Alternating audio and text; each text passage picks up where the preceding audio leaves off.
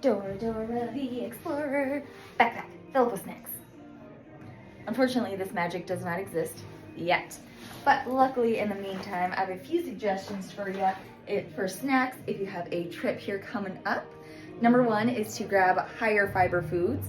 This is because, in general, dietary fiber is good to increase because it keeps our gut microbiome healthy, but also it takes a lot longer to digest, so that would keep you satisfied for a while.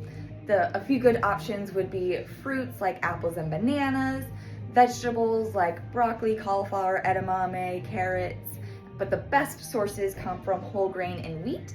So think of like shredded wheat cereals, not the frosted kind. Toasts, crackers, anything where the first few ingredients say whole grain, wheat, oat, stuff like that.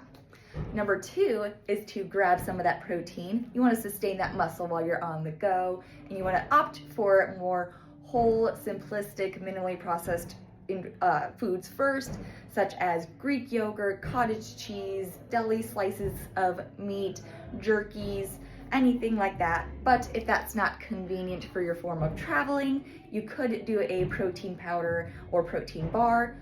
Double check that label though to make sure there's not a ton of added sugars in them and that they're actually high in protein. And a quick little cheat sheet here would be look at the grams of protein, multiply that by 10, and if it's greater than or equal to the number of calories, it's a pretty good option. For example, if you have a protein powder with 120 calories per serving and 22 grams of protein, multiply by 10, that's 220. That would be an excellent one to choose. And then number three, a couple of things to minimize when you're picking a snack is added sugars like I was just talking about. So cane sugar, regular sugar, brown sugar, syrups, sugar alcohols.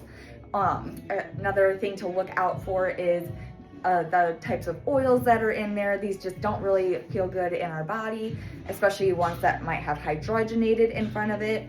And then also look at that sodium content. You want to pick things that have a lower amount to make sure you're staying in at the daily 1500 to 2300 milligram range.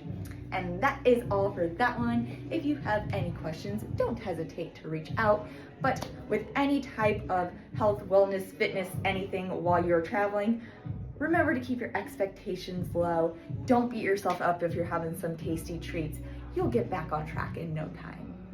Enjoy the rest of your week and any traveling that you may have coming up, and I will see you guys next time. Backpack, come to me. One of these days it's gonna work, and I'm gonna be very surprised, but unfortunately I have to just do everything manually for now. Bye.